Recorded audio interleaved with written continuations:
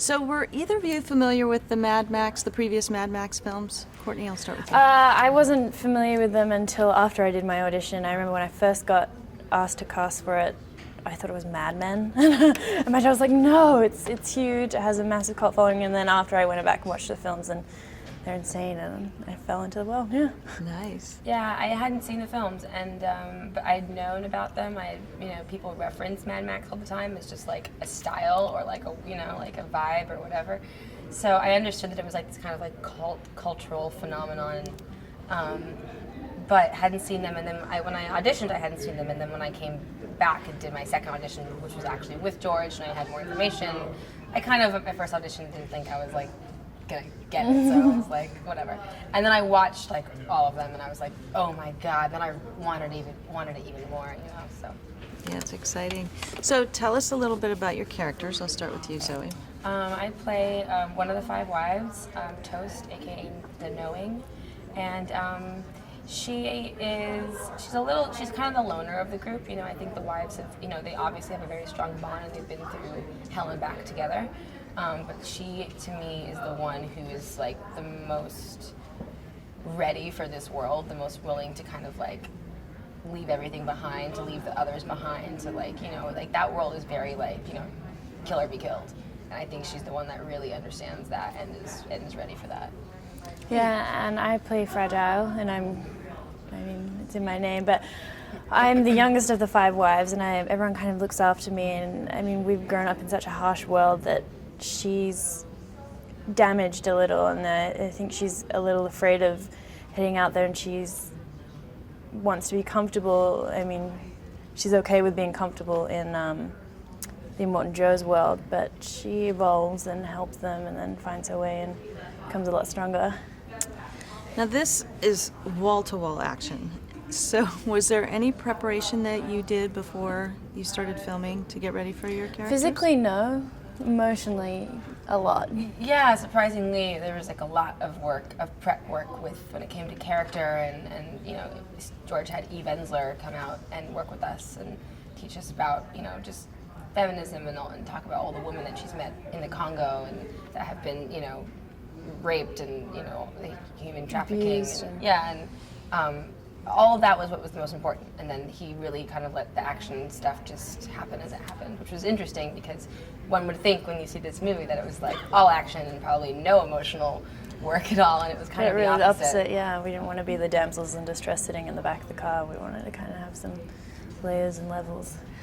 Was it difficult filming for so long in the desert? You were there for months. Being away from home for 6 months and not having a break, it's always going to be tough. Yeah. But this was,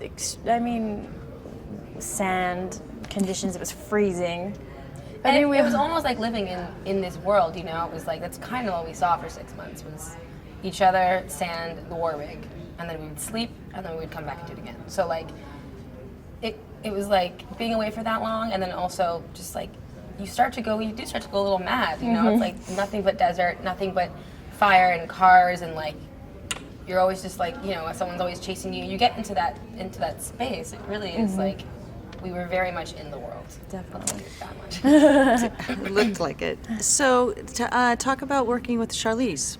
How was that? She's incredible. To watch her work every single day and give it her all.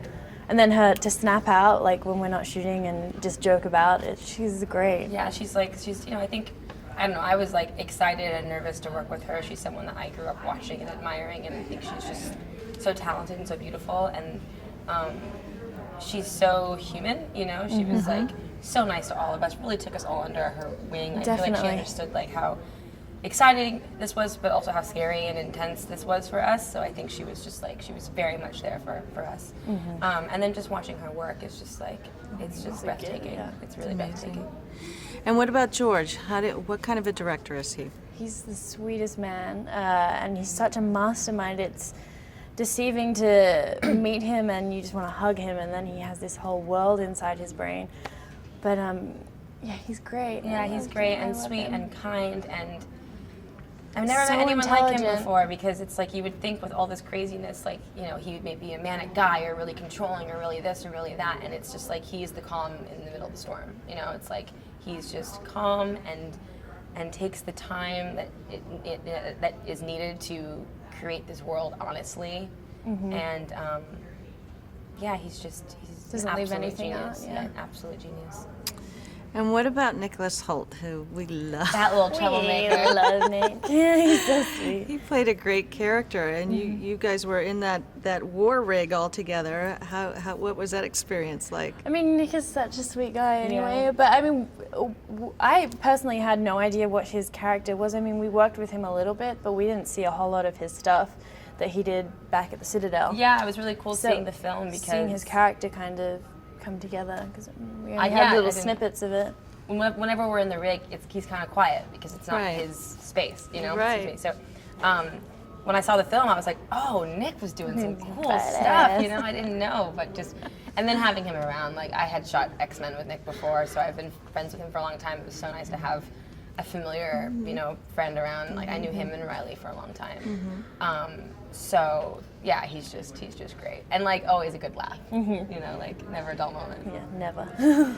So this film seems to stand alone apart from the other films. I don't feel that you need to be a fan of the previous Mad Max films to be a fan of this one. What do you hope audiences take away from this film? I mean, there's so much heart in this film. There really, really is, and To see past the kind of action of it, and yeah, see all the levels and layers that we worked on. And I feel like I was talking about, you know, the evolution of this story a little bit, you know. In the first Mad Maxes, it's all men and it's all about oil.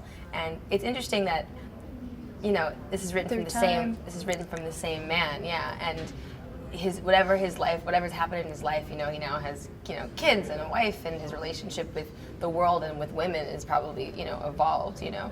And now it's about water, and the women play a big role, and like you can just see whoever's mind this came from, like understands the dynamic between men and women and the importance of women in the world and to the earth and to humanity.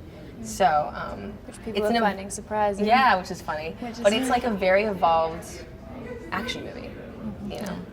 No, it was great. Great girl power. Yeah. Anyway, thank you so much. Yeah.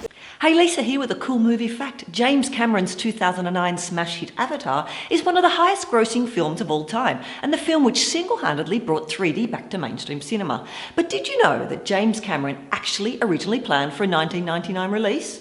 The special effects he wanted increased the budget to $400 million, which at the time was pretty high, so it was shelved for 8 years.